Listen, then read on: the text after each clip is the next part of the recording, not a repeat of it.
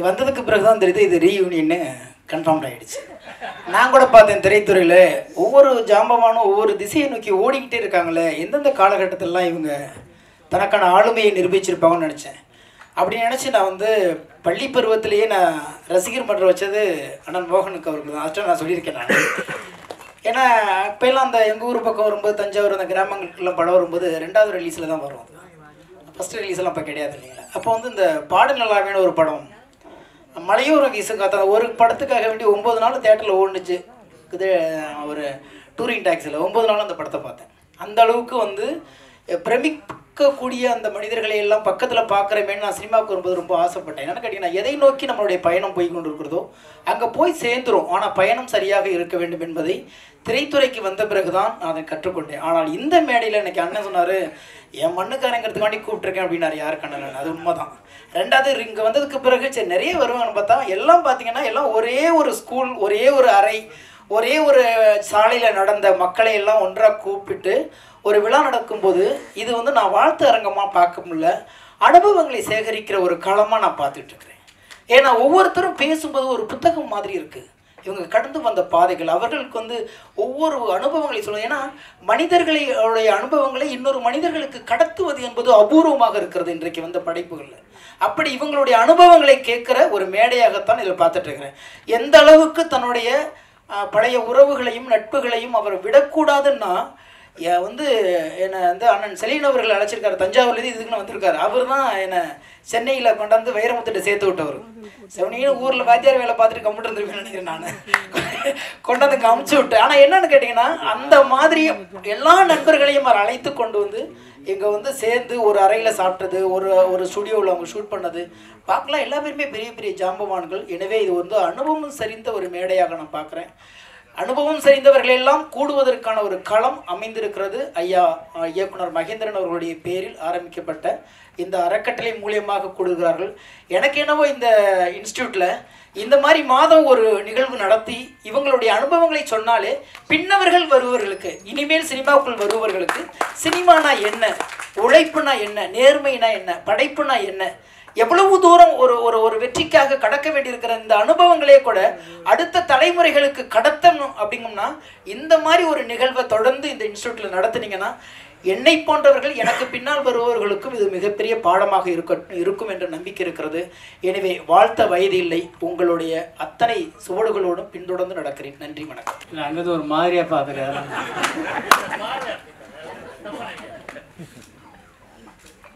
மோகன் ஏன் சொன்னா, எனக்கு ரொம்ப ஒத்துழைப்பு கொடுத்த ஒரு மோகன். நான் ஒரு படம் தெரியாதானே ஒரு படம் ஜெகத் பிரதாபன் டைரக்ஷன் பண்ணேன். அதுக்கு மோகனுடைய ஃபுல் ஒத்துழைப்பு தான் அந்த படம் நான். அதுக்காக நான் இப்போவே முதல்ல மோகனுக்கு நன்றி சொல்லிடுறேன். எல்லாம் பேசலான்னா மொத்தத்தையும் எல்லாம் சேர்த்து பேசிட்டாங்க. பேசுறது வந்து இந்த அம்மா அட்வொகேட், நீங்கள் என்ன ஜட்ஜா அட்வொகேட்டா வழக்கறிஞரா, அதுதான் அவ்வளோ வாதாடிட்டாங்க. எக்கச்சக்கமாக பேசிட்டாங்க. பேசுறதுக்கு ஒன்றும் இல்லை. இந்த நல்ல விழா மகேந்திரன் சாருடைய இந்த விழாவுக்கு வந்திருக்க அனைவருக்கும் என்னுடைய மனமார்ந்த நன்றியை தெரிவிச்சுக்கிறேன். ஏன்னா தேவர் ஃபிலிம்ஸில் மகேந்திரன் சார் நாங்களாம் கம்போசிஷன் உட்காரும்போது மகேந்திரன் சார் கூடவே இருப்பார். ஐடியாஸ் எல்லாம் நிறைய கொடுப்பார். இப்படி பண்ணலாம் அப்படி பண்ணலாம் எல்லாம். எப்போ கொடுப்பாருன்னா எல்லாம் எழுந்து போனதுக்கப்புறம் தனியாக இருக்கும்போது கொடுப்பார். 4 பேர் இதுக்கு சொல்ல மாட்டார். இப்போ இந்த டியூன் இப்படி போடுங்க அப்படி போடணும்னு சொல்ல மாட்டார். போனதுக்கப்புறம் கணேஷ் சங்கரா இந்த மாதிரி தான் நல்லா அந்த மாதிரி ஒரு பணிவான ஒரு மகேந்திரன் சார். நான் மெயினாக வந்ததே அவருக்காக தான் வந்தேன். அது பேர் பார்த்த உடனே ஐயோ கண்டிப்பாக போய் ஆகணும் அப்படின்னு சொல்லிட்டு, அப்படிப்பட்ட நல்லவருக்கு இந்த ஃபங்க்ஷன் இங்கே நடந்துருக்கு. நக்கீரர் தமிழ் சங்கம் அது நல்லா பண்ணிருக்காங்க. அவங்களுக்கு என்னுடைய மனமார்ந்த நன்றியை தெரிவிக்கணும். கலைப்புலி தான் சாருக்கு ரொம்ப ரொம்ப நன்றி சொல்லணும். ஒரு இக்கட்டான நேரத்தில் நான் இருந்த காலத்தில் கையில் ஒன்றுமே கிடையாது. ஆனால் ஹாஸ்பிட்டல் ஹார்ட் ஆப்ரேஷன் இருக்குது, ஹாஸ்பிட்டலில் இருக்க பணம் கட்டல, பணம் கட்டி ஆகணும், அப்போ தான் ஆப்ரேஷன். என் பையன் ஸ்ரீ அவர் ஆஃபீஸில் போய் நின்ற உடனே ஒரு வார்த்தை சொல்லாமல் 1 லட்சத்தை கையில் கொடுத்தவர். என்ன நினச்சேன் என்ன பண்ணான்னு தெரியல, கொடுத்து அனுப்பிச்சு என்னை புழைக்க வச்சவர்.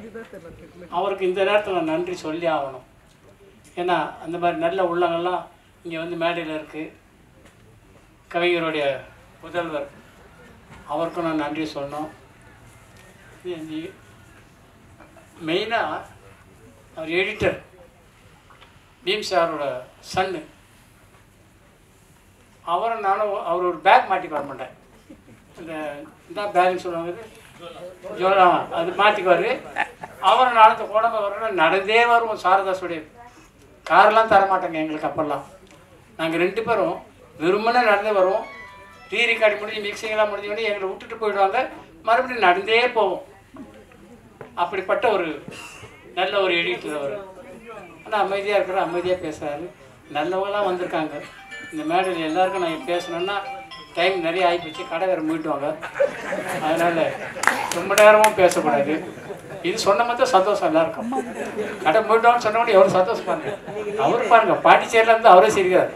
அவருக்கு 24 hours பாண்டிச்சேரியில் கடை இருக்கு. இப்படிப்பட்ட நல்லவங்களாம் வந்திருக்காங்க. எல்லாருக்கும் என்னுடைய மனமார்ந்த நன்றி. இந்த ஃபங்க்ஷனுக்கு என்னை அழைச்சதுக்கு நன்றி செலுத்துக்கு. இதுக்கு மேலே பேச நல்லா நிறைய பேர் பேசணும் இருக்காங்க. அதனால் நன்றி, வணக்கம். அவர்களை பற்றிலாம் சொல்லணும்னா சொல்லிக்கிட்டே இருக்கலாம். நான் 3 நாளைக்கு முன்னாடி கோயம்புத்தூர் போயிருந்தேன். ஆக்சுவலாக அந்த கோயம்புத்தூரில் ஒரு ஃபங்க்ஷன்ஸில் அங்கே தான் சொந்தக்காரங்க வீட்டில் தான் இருந்தேன். திடீர்னு ஃபோன் வந்தது.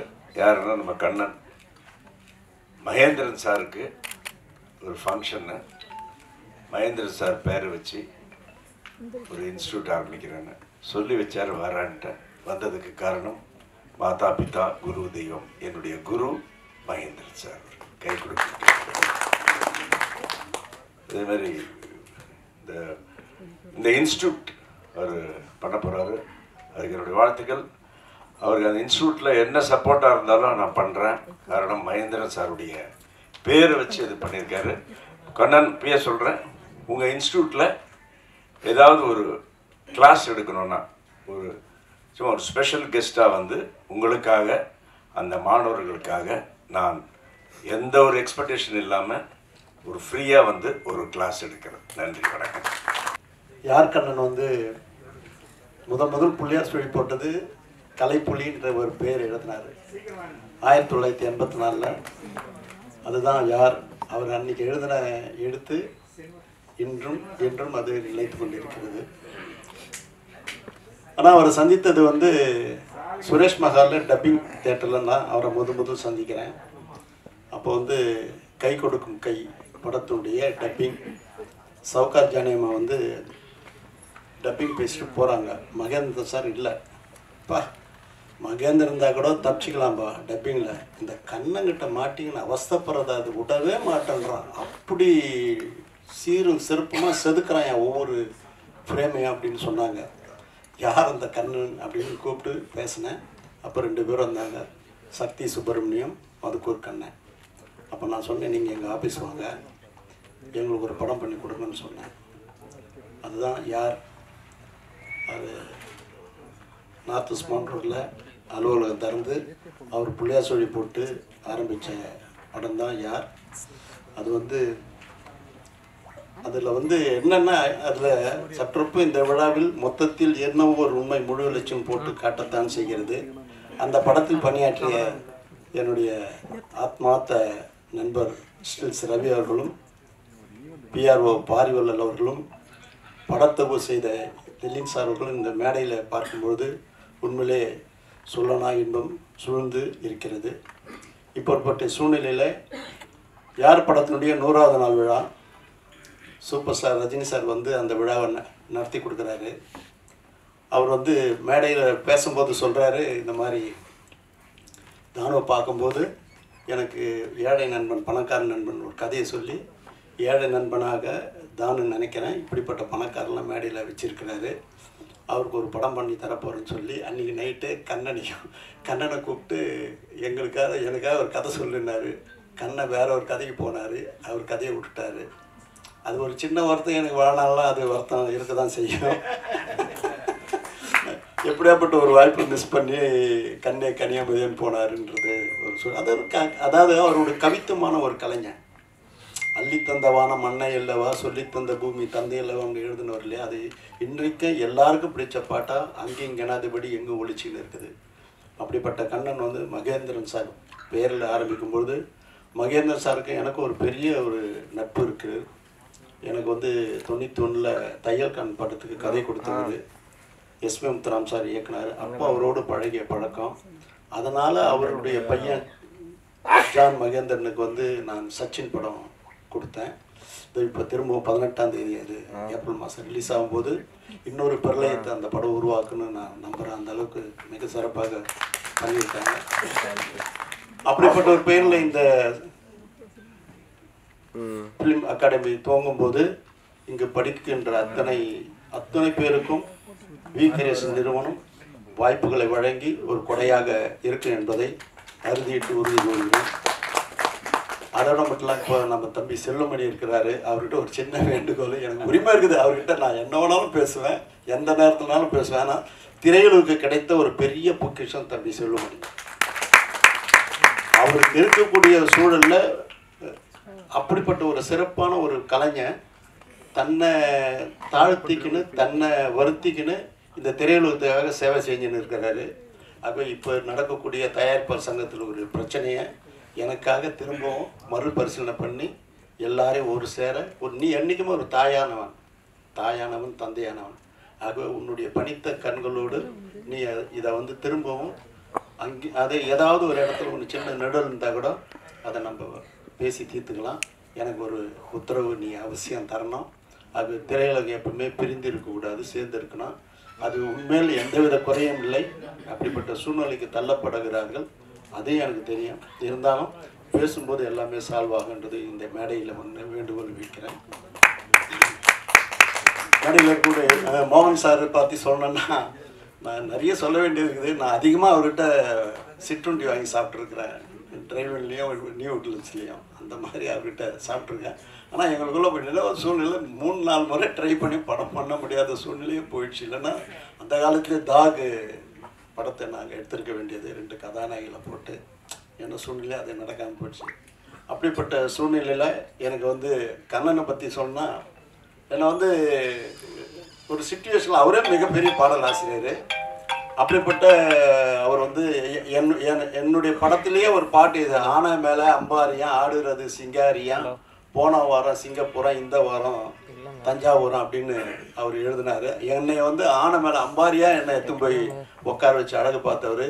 அதுக்கு வந்து நடன அசைகளை சொல்லி தந்த சகோதரி ஜீவா யாக்கண்ணன் அவர்களையும் இந்த நேரத்தில் மகிழ்கிறேன். ஆகவே இப்படிப்பட்ட சூழ்நிலையில் இங்கே மேடைக்கு அருகில் இருக்கக்கூடிய முத்துலிங்கம் சாருக்கு வந்து 50வது பொன்விழா ஆண்டு. நேற்று தினம் என்னுடைய உறவினர் தவறினதால் அந்த ஃபங்க்ஷனில் என்னால் கலந்துக்க முடியல. அதனால தான் இன்றைக்கி அவருக்கு ஒருத்தர் சொல்லணும்னா, அவர் முதல் ஒரு எனக்கு நான் கேள்விப்பட்டதை சொல்கிறேன், அவரை பாராட்டணும். ஏன்னா 50 பொன்விழான்றது சாதாரணம் இல்லை. 1600 பாடல்கள் எழுதியிருக்கிறாரு. அவர் எழுதிய முதல் பாடல் வந்து பொண்ணுக்கு தங்க மனசுலன்னு நான் நினைக்கிறேன். தஞ்சாவூர் சீமையிலே தாவி வந்த புண்ணியமான்ற பாடல் தான் அவர் எழுதுந்து. ஆனால் அவர் முதல் எழுதுந்து சபைக்கு அரங்கேறுமான்றது தெரியாத என்ன பண்ணார், பாலமுருகன் சார் அது என்னுடைய பாடல் நான் எழுதுனேன்னு சொல்லி பாலமுருகன் எழுதுன்னு சொல்லி கொடுத்து பண்ணார். ஆனால் அதுக்கு உண்மையிலே இசையமைத்தது இளையராஜா தான். ஆனால் அது வந்து ஜி.கே. வெங்கடேஷன் சொல்லுவாங்க. அப்படி அதுக்கப்புறம் தான் அது பிரமாதமாக இருந்து சொன்னோன்னா இல்லை இவர் தான் எழுதினாருன்னு அது அப்போ தான் இவர் எடுத்து போய் உட்கார வைக்கிறாங்க. இவருடைய பிடிவாதம் வந்து எப்படின்னா சொல்லணும், அது கூட நான் கேள்விப்பட்டது தான். முதல் பாடல் பதிவாகாமல், முதல் பாடல் எழுதாமல் நான் காலணியே அணிய மாட்டேன் என்று சபதம் விட்டதாக கேள்வி. உண்மையா? இப்படிலாம் ஒரு வரலாறு பதிந்த நினைவுகள் தான் இருக்குது. ஆகவே இங்கே பாரிவல்லில் நான் பார்க்கணுன்னு விரும்புகிறேன். ரவி சாரை பார்த்துட்டேன், வேண்டுகோள் வச்சிருக்கிறாரு எடிட்டர் லில்லின் சார். அவருக்கு கோவம் வரலைன்னா அவர் எத்தனையோ படங்களை பண்ணுவார். அவர் கோவத்தை சினம் தவிர்த்துக்கணும், அவ்வளோதான் நான் அவர்கிட்ட கேட்டுக்கிறது. மேடையில் இருக்கிற அத்தனை கலைஞர்களையும் நான் சிறப்பு கூறுறேன். நீதித்துறை சார்ந்தவங்களாம் இருக்காங்க. நான் நல்லவன் படத்தில் வந்து ஒரு சட்டத்துறையை சார்ந்த ஒரு நீதிமன்றத்தில் வாதாடக்கூடிய நான் எழுதினேன். கலைஞருடைய என்னுடைய நாடி நரம்பில் ஓடும் குரல் நீக்கமுடன் இருந்து கலைஞரை நினச்சி தான் அந்த சீனை எழுதினேன். பாலச்சந்திர பார்த்துட்டு ஹேட்ஸாப் தானு என் படத்துக்கு நீயோ வசனம் எழுதுன்னு சொன்னார். அந்த தான் அப்படிப்பட்ட ஒரு சூழலில் சட்டத்துறையில் இருக்கிறவங்களாம் அது மேலே அதாவது அதை நேசிக்கிறவங்களும் இந்த மேடையில் இருக்கிறாங்கன்றது சொல்கிறேன். செல்வமணி நிறைய சட்டத்தை படித்து சட்டத்திலேயே நிறைய வாதிடக்கூடிய ஒரு வல்லமை பெற்றவர். மேடையில் இருக்கக்கூடிய அத்தனை சிறப்பாளர்களுக்கு என்னுடைய எண்ணங்களை பதிவு செய்கிறேன். இந்த அறிவாயுதமாக இந்த கலைக்கூடம் திகழும். அந்த திகழத்துக்கு நான் கொடையாக இருப்பேன் என்று சொல்லி வாய்ப்புக்கு நன்றி சொல்லி விடைகிறேன். நன்றி. அவங்க முன்னுரை சொல்லும்போது வேற யாருக்கும் சொல்லுவாம நினைச்சேன். ஏன்னா என்ன கூப்பிட்ற மாதிரி இல்லை, நான் திரைக்கதை இல்லாம.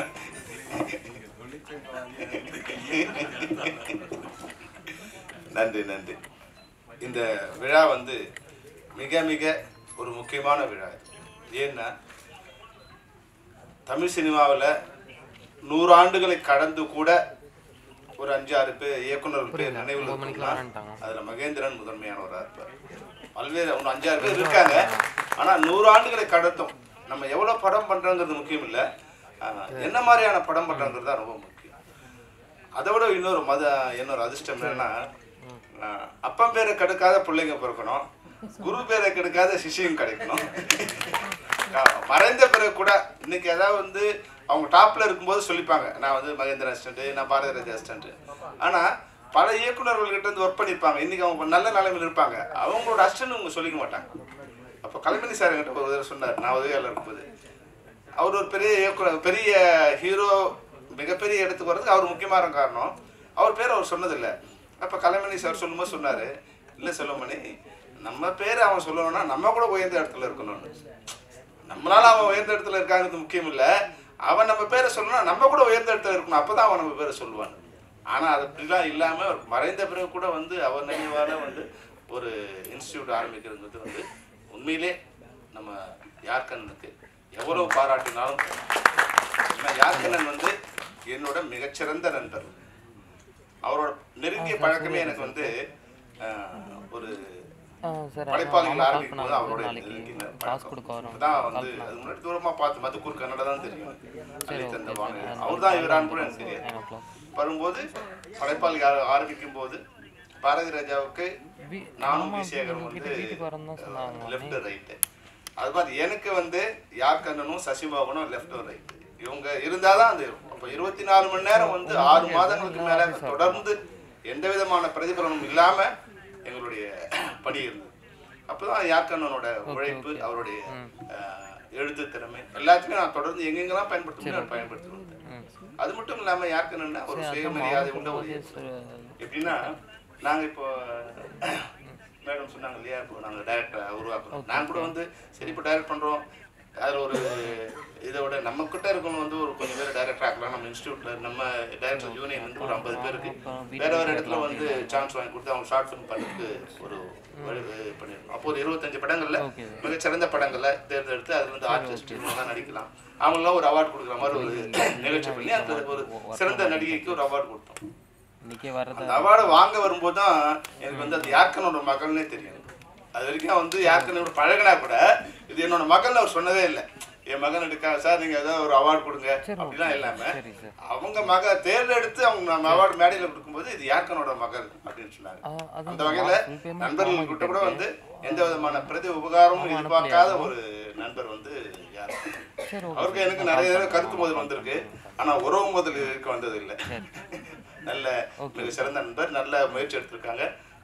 இதெல்லாம் விட சிறந்த இது குட்டி பத்மினி சொன்னதான் மிகச்சிறந்த விஷயம் கண்ணன்.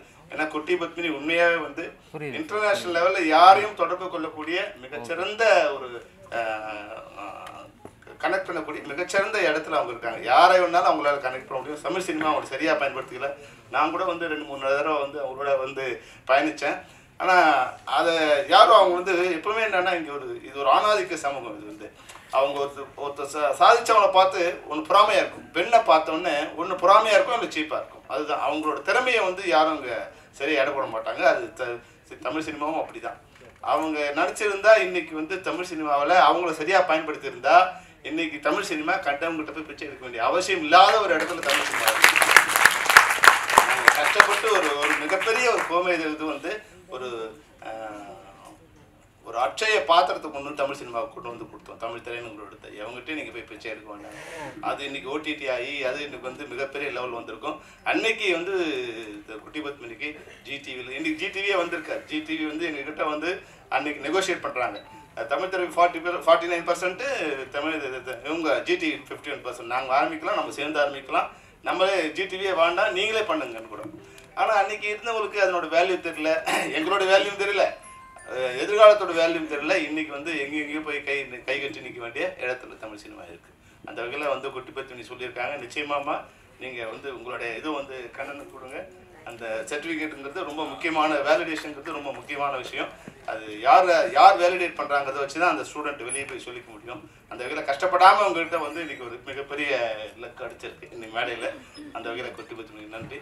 அவங்க சொன்ன விஷயத்தை கூட நாங்கள் ட்ரை பண்ணுறோமா. அந்த அவார்டு உண்மையாகவே வந்து தமிழ் சினிமாவிலேருந்து மிகச்சிறந்த இயக்குனர், இந்தியாவில் இருக்க மிகச்சிறந்த இயக்குநர்களை தேர்ந்தெடுத்து அவங்கள ஒரு அவார்டு கொடுக்குற இது வந்து நிச்சயமாக நாங்கள் முயற்சி பண்ணுறோம். நீங்கள் கூட இருந்து நீங்கள் ஹெல்ப் பண்ணுங்கள். அந்த வகையில் இந்த நிகழ்ச்சியில் கலந்து ரொம்ப நன்றி. இருந்தாலும் தானு சார் சொன்னதான் நான் தானு சார் இருக்க சொன்னேன். அதாவது சார், நான் வந்து எனக்கு இப்போ 60 வயசு ஆகிடுச்சு.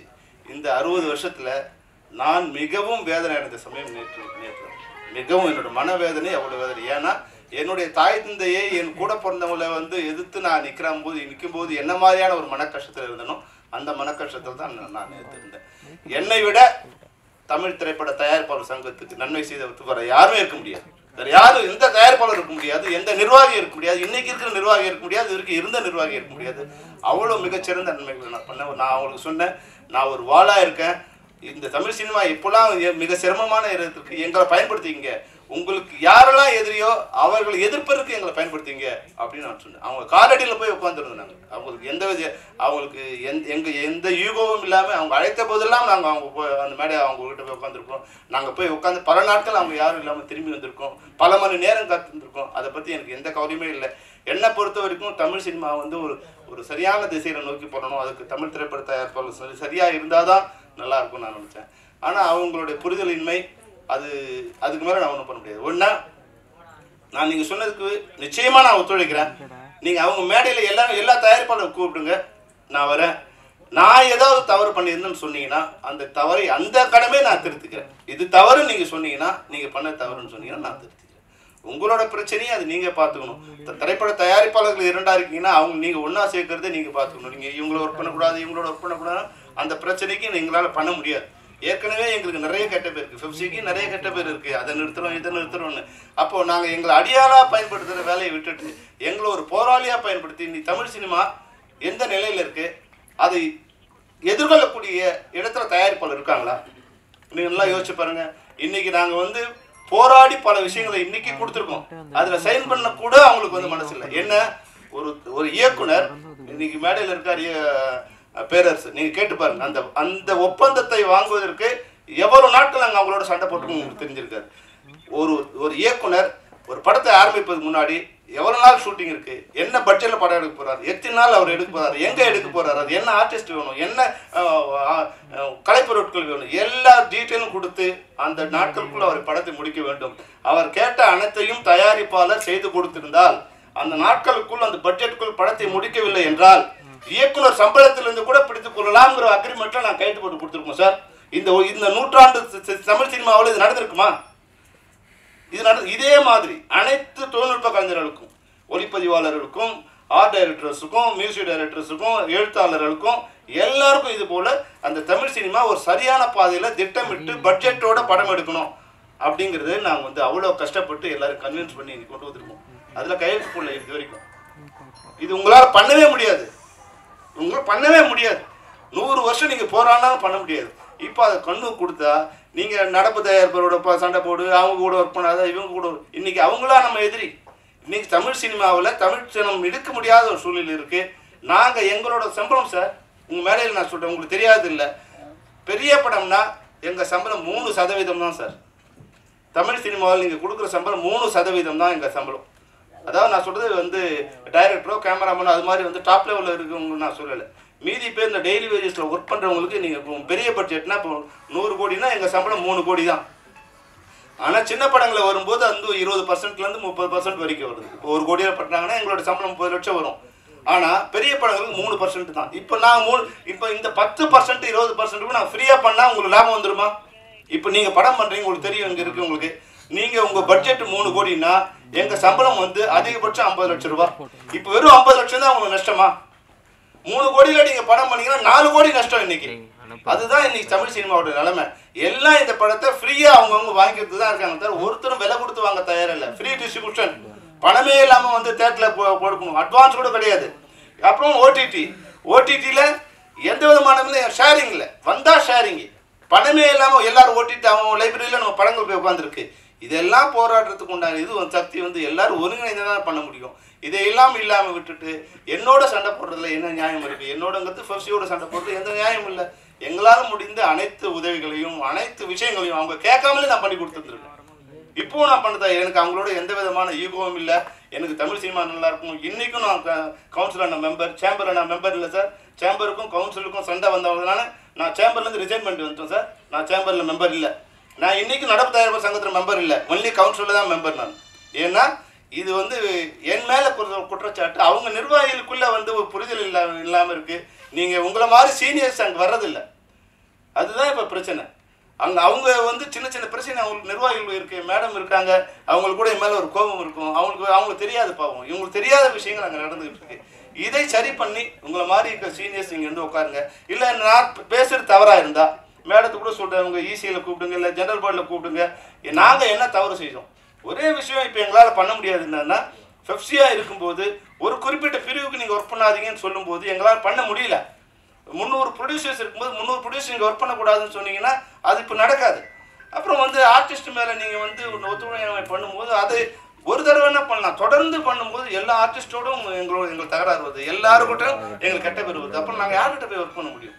அப்போ நீங்கள் உங்கள் ப்ரொடியூசர்ஸ் மெம்பரை நீங்கள் கூப்பிட்டு அதை பண்ணியிருந்தீங்கன்னா இந்த பிரச்சனையே இல்லை. இது வேணால் நான் எப்போ கூப்பிட்டாலும் தானு சார் சொன்னார் மேடையில். நான் கூட எனக்கு மேடம் சொன்னதுலேருந்து ரொம்ப மன வருத்தம் என்னன்னா, மற்றவங்களாம் சினிமாவை காயப்படுத்துகிறாங்க, நம்ம இதை பற்றி பேசவே கூடாதுன்னு நான் வந்து 6 மாதம் இது வரைக்கும் பேசவே இல்லை சார். சரி என்ன திட்டாலும் பரவாயில்ல. ஆனால் அது திட்டத்தை அவங்க என்ன பண்ணுறாங்க, ஒரு அளவுக்கு நான் பேசாமல் நம்மளோட மௌனம் அவங்களுடைய குற்றச்சாட்டு வந்து நான் சம்மதம் தெரிவித்த மாதிரி ஆகிடுது. அதனால தான் நான் வந்து நேற்று வந்து என்ன ப்ரெஸ் மீட்டில் என்ன நடந்ததுன்னு சொல்ல வேண்டிய ஒரு கட்டாயத்துக்கு நாங்கள் உள்ளாக்கு. இது வரைக்கும் வந்து மிக கேவலமாக ப்ரொடியூசர் கவுன்சில் லெட்டரில் இருந்தே கூட என்ன பொய்யான குற்றச்சாட்டுகளை விமர்சிச்சு அரசுக்கும் எனக்கும் வந்து ஒரு பிளவு ஏற்படுத்த முயற்சி என்னென்னவோ அவங்க பண்ணுற அவங்க தரத்துக்கு இறங்கி எல்லாமே பண்ணாங்க. அதனால அதையெல்லாம் கூட நான் இது பண்ணல. இப்போ நாங்கள் ஏதோ ஒரு முயற்சி போட்டுருவோம். எங்களுடைய தொழிலாளர்களுக்கு அவன் வந்து கூலியாக இல்லாமல் அவன் வந்து ஒரு தொழிலாளராக மாறணுங்கிற ஒரு முயற்சிக்கு நாங்கள் ஏதோ பண்ணும்போது அதுக்குள்ளே வந்து அதில் ஏதோ ஒரு மிஸ்டேக் இருக்க மாதிரி வந்து பண்ணி அது என்னுடைய இமேஜை இல்லை என்னுடைய சுயமரியாதையை இல்லை என்னோட ஒழுக்கத்தை அது குறைக்கவோ அதுக்கு சீர்கேடு நினைக்கும்போது தான் நான் பதில் சொல்ல வேண்டிய அவசியம் இருக்குது. நான் வந்து ஒன்று மட்டும் என்னால் சொல்ல முடியும் சார், நான் பணம் இல்லாமல் இருக்கலாம், இன்னைக்கு படம் இருக்கலாம், ஆனால் சுய ஒழுக்கத்தில் என்னை விட எவனும் இங்கே வந்து உயர்ந்தவன். என் சுய ஒழுக்கம் அவ்வளோ சுத்தமானது, அவ்வளோ நியாயமானது என் சுய ஒழுக்கம். அதனால என் சுய ஒழுக்கத்திலையோ என்னுடைய கேரக்டரையோ அசார்ட் பண்ணும்போது அதை எல்லாத்தையும் விட எனக்கு அதுதான் பெருசு. என் பதவி, என் உயிர், என் சினிமா, என் குடும்பம் எல்லாத்தையும் விட என்னுடைய சுயமரியாதை எனக்கு பெருசு. என்னுடைய சுய ஒழுக்கத்து மேலும் என்னுடைய நன்னடத்தை மேலும் யாராவது வந்து கல் எறிஞ்சாங்கன்னா நான் அதை திருப்பேன். இதாதுதான். ஏன்னா இன்னைக்கு கண்ணன் வந்து நான் முதல்ல அவர் மேடையில் பேசும்போது சொன்ன வாசகம் ஞாபகம் இருக்கு. கல் எறிந்தார்கள், வீடு கட்டினோம், தீ வைத்தார்கள், விளக்கேற்றோம், வெளிச்சம் வந்தது. அதுதான் எங்களோட இது வரைக்கும் நாங்கள் கவுன்சிலுக்கு அகைன்ஸ்டாக பண்ணதே இல்லை, இனிமேல் பண்ண மாட்டோம். அவங்க எங்களை அழிக்க நினைக்காம இருந்தா நாங்கள் ஒரு சக்தி, நாங்கள் ஒரு வால். இந்த வாலை வச்சு அவங்க எதிரி அடிச்சுக்க போகிறாங்களா இல்லை அவங்களே வெட்டிக்க போகிறாங்களா அவங்க தான் முடிவு பண்ணிடணும். நீங்கள் தான் எங்களுக்கு வழி சொல்லணும். நன்றி, வணக்கம். இதுக்கு நான் நன்றி சொல்ல மாட்டேன்.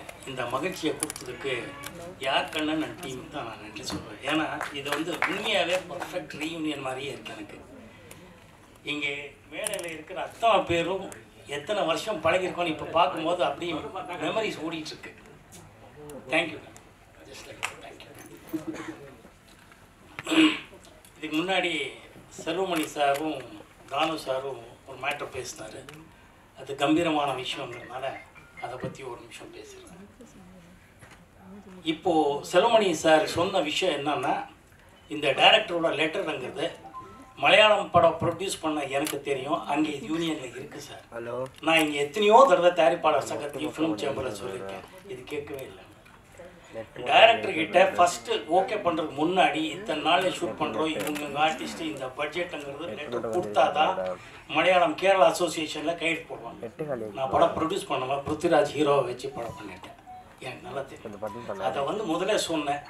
நிறைய விஷயங்கள் இருக்குது, எல்லாம் அறிஞ்சவர் அவங்க பேசிக்கிட்டோம். பட் இது உண்மை, இது கரெக்டாக இந்த மாதிரி பேசிக்கிட்டால் சினிமா நல்லா இருக்கும். சினிமா நல்லா இல்லாததுக்கு காரணம் நம்ம தான், சினிமா இல்லை, அது உண்மை. எனவே நன்றி. மகேந்திரன் சார் பற்றி சொல்லணும்னா, நெஞ்சத்தை கீழாது எங்கள் எல்லாருடைய நெஞ்சத்தை கீழினவர் மகேந்திரன் சார். பிரமாதமான இயக்குனர், எக்ஸ்ட்ரானரி எழுத்து ஆளுமை இருக்கிறவர். அவர் ஏன் அவ்வளோ ஸ்பெஷல், அவரை எழுத்து பற்றியும் படத்தை பற்றி பேசுகிறோம்னா, எந்த விதமான சப்ஜெக்டாக இருந்தாலும் பொதுவாக டைரக்டர்ஸ் பார்த்திங்கன்னா ஒரு கைண்ட் ஆஃப் ஃபிலிம்ஸ்லேயே ஸ்பெஷலைஸ்டாக இருப்பாங்க, ரைட்டர்ஸாக இருப்பாங்க. ஆனால் மகேந்திரன் சார் பொறுத்தவரை ஒரு நான் மூவருங்கிற ஒரு படமாகட்டும், மோகம் 30 வருஷமாகட்டும், தங்கப்பதக்கமாகட்டும், உதிரி பூக்கள் ஆகட்டும், பூட்டாத பூட்டுக்கள் ஆகட்டும், ஜானி ஆகட்டும், இந்த மாதிரி எத்தனையோ படங்கள் சொல்லலாம். பிளாக் அண்ட் ஒயிட் சினிமா ஆகட்டும், இதாகட்டும், அவர் ஒரு எந்த மாதிரி கதையாக இருந்தாலும் அதுக்கு அப்படி ஜீவன் கொடுத்துட்டு இருந்தார். அதுக்கெல்லாம் சாந்தகமாக இருந்து தான் நமக்கு உதிரி பூக்கள் மாதிரி ஒரு மிகப்பெரிய காவியத்தை கொடுத்தவர். It's ever lasting cult film in Indian screen. அந்த மாதிரி ஒரு நல்ல படம் வர்றதுக்கு ரொம்ப ரொம்ப ரொம்ப ரேரஸ்ட் ஆஃப் ரேர். நான் நல்ல டைரக்டரோட ஒர்க் பண்ணியிருக்கேன், பட் இருந்தாலும் சொல்கிறேன். அவரோட கேரக்டரேஷன் தான், அவரோட அந்த ஆளுமை எங்கே வருதுன்னா, அவரோட ஹீரோவோட கேரக்டரேஷன் எழுதுறது தான் இருக்கும். உதாரணத்துக்கு பார்த்தீங்கன்னா, உதிரி பூக்களில் விஜயன் சாரோட கேரக்டரேஷன் ஆகட்டும், அஸ்வினி அம்மா கேரக்டரேஷன் ஆகட்டும், பூட்டாதா பூட்டுக்கள் ஜெயந்தி அவர்கள் கேரக்டரேஷன் ஆகட்டும், ஏன் ஜானி படத்தில் பார்த்துங்க ரஜினி சாரோட அவரை எவ்வளோ வித்தியாசமாக காட்டிருப்பாருங்கிறது ஜானி படம் பார்த்தவங்களுக்கு உங்கள் எல்லாருக்கும் தெரியும். ஒவ்வொரு விஷயத்துலேயும் அவர் அந்த கேரக்டரேஷன் வச்சே சீன்ஸ் எழுதுறதாகட்டும், அதை நெஞ்ச தொடுற மாதிரி சிம்பிளாக ரொம்ப யோசனை பண்ணி ரொம்ப சிம்பிளாக எழுதி அது நெஞ்ச தொடுற மாதிரி செய்யக்கூடிய ஒரே டைரக்டர் அவர். அவரை பற்றி பேசுகிறதுல எங்களுக்கு எல்லாம் பெருமையாக இருக்குது, கொஞ்சம் கௌரவமாக இருக்குது. ஏன்னா I'm blessed one. Balu Mahendra sir மூலமாக அறிமுகமான நானும் மகேந்திரன் சார் ஆகட்டும், பாபு சார் ஆகட்டும், இந்த மாதிரி மிகப்பெரிய சங்கீதம் ஸ்ரீனிவாசராவ் டைரக்டர்கிட்ட மாதிரி இந்த மாதிரி மிகப்பெரிய டைரக்டர்கிட்ட ஒர்க் பண்ணுறதுக்கு எனக்கு ஒரு வாய்ப்பு கொடுத்தது இறைவனுக்கு நான் நன்றி சொல்ல கடமைப்பட்டிருக்கேன். ஒவ்வொரு காலகட்டத்திலையும் ஒவ்வொரு படங்கள் ஒவ்வொரு விதமாக வரும். ஆனால் இவர் 60ஸ்லேருந்து 80s 90s வரைக்கும் பார்த்தீங்கன்னா இவரோட படத்தில் அந்த தரத்தை அப்படியே உயர்த்து போயிருக்கிறார். ஒரு மேக்கிங் ஸ்டைல் ஆகட்டும், அவர் முதல் பண்ண படங்களுக்காகட்டும், இந்த படங்கள் தங்கப்பதக்கம் ஸ்டைலுக்கும் உதிரி பூக்கள் ஸ்டைலுக்கு பார்த்தீங்கன்னா தாறுமாறாக இருக்கும். அது சம்பந்தமே இல்லை. ரிஷி மூலம் பாருங்கள், ஒரு பூட்டாத பூட்டுக்கள் பாருங்கள், எல்லாம் ஆல்மோஸ்ட் ஒரே காலகட்டங்களில் வந்த படங்கள் தான். அப்படி ஒரு ரைட்டர் எந்த மாதிரி கதை யாருக்கு வேணுன்றதோ அப்படி வச்சு ஒரு மாஸ்டர் ஷெஃப் மாதிரி என்ன வேணாலும் ஒரு சிபி எதை வேணாலும் கொடுக்க தயாராக இருந்தால் ஒரு மிகப்பெரிய டைரக்டர். அவரை பற்றி இன்னும் நிறைய சொல்லணும். இங்கே நிறைய பேர் இவங்களை பற்றி நிறைய சொல்ல வேண்டியது இருக்குது. பட் டைமை கருதி சொல்லணும். எப்படியாவது கூட்டிகிட்டு வாடா, பார்க்கணுன்னு ஆசைப்படுறேன்னு. ஏன்னா அவருக்கு கிடைக்க மாட்டார். எப்படி ஒரு பாசிட்டிவாக சொல்லக்கூடிய மாமனிதன் அவர்னா, ஒரு காலகட்டத்தில் எனக்கு பணமே இல்லை, படம் பண்ணுறதை பற்றி பேசிட்டு இருந்தேன். ஏஎம் ஸ்டூடியோவில் சாரை பார்த்தோம். அப்படியே அந்த எடிட்டிங், அந்த எல்லாருக்கும் தெரியும் எடிட்டிங் ரூம்ஸ். எங்கே என்ன மோகம் சார், என்ன எங்கே எங்கேண்ணா? இல்லை சார் இப்படியே வந்திருக்கேன். எப்போ படம் பண்ணுறேன் அப்படின்னா, சார் சும்மாங்க சார் பணமே இல்லை, படம் பண்ணுறதுக்கு பணம் எதுக்கு அப்படின்னா, என்னன்னா அப்படின்றதுக்குள்ள உள்ள வாங்க அப்படின்னு கூட்டிகிட்டு போய் ஒரு சின்ன குட்டி கதை சொல்கிறார். அவ்வளோ தன்னம்பிக்கை வர வைக்கிறார். Thank you sir, thank you. ஸ்ரீஸ் ரவி என்னோட நண்பன், எங்கள் எல்லாருக்கும் நண்பன். நம்ம நெஞ்சத்தை கீழாதுலேருந்து அப்படியே வந்தோம், இன்றைக்கும் உணர்ந்துட்டுருக்கோம். பாறைவாளர் அங்கெங்கேயோ இருக்காங்க, அதுக்கப்புறம் பார்க்குறேன். அந்த மாதிரி மிக சிறந்த சாரை பார்க்கணும் எத்தனை இடத்துல கேட்டிருக்கேன்னு எனக்கு தான் தெரியும். சார் இப்போ சொன்னேன் சார், நான் உங்களுக்கு அதை கொடுங்க ஐயா. நான் வந்து இவரை பார்க்கணும்னு சொல்லும் போதெல்லாம் எனக்கு கரெக்டான கனெக்டே கிடைக்கல. இங்கே பார்த்தோன்னே எனக்கு எத்தனை நல்ல பாடல்கள் எழுதியிருக்காரு என் மனுஷன். மியூசிக் போடுறது மட்டும் இல்லை, சிங்கரும் ஆகட்டும், லிரிக்ஸ் எவ்வளோ இங்கே தொடர மாதிரி எழுதினோம்மா. இவருக்கு நான் சொன்னேன், பர்சனலாக வீட்டுக்கு வந்து பார்க்குறேன் சார், தயவுசெய்து உங்கள் ஃபோன் நம்பரை வாங்கிக்கிறேன்னு சொன்னேன். அந்த மாதிரி தான் ஒவ்வொருத்தருக்கிட்ட நம்ம கண்ணதாசன் பையன் ஒவ்வொருத்தர்கிட்ட ராம்ஜி எத்தனை பேரை நான் சொல்ல முடியுங்க. ஆனால் அதனால் அவங்கக்கிட்ட பர்சனலாக 2 நிமிஷம் பேசிடுறேன். எல்லாருக்கும் நன்றி நன்றி நன்றி. மகிழ்ச்சி. ஸ்னேகன் ஆகட்டும், குட்டியம்மா ஆகட்டும், அவங்க என்ன சொல்கிறது, அவங்க எல்லாருக்கும் அம்மா ஆயிட்டாங்க. இந்த வழக்கறிஞருக்கு ஒன்று சொல்லணும், அம்மா உங்கள் அம்மா மாதிரி எனக்கு நிறைய பேர் ரசிகர்கள் இருக்கிறதுனால தான் இன்றைக்கும் நான் நல்லா தமிழில் இருக்கிற அத்தனை தாய்க்குளத்தோட ஆசீர்வாதத்தில் தான் இன்றைக்கும் நல்லா இருக்கேன். நன்றி சொல்லுங்கம்மா உங்கள் அம்மா. Thank you sir. நிகழ்ச்சி முடிச்சுக்கலாம். எல்லோரும் வீட்டுக்கு போனோம், அடிப்பாங்க இல்லைன்னா. தேங்க்யூ.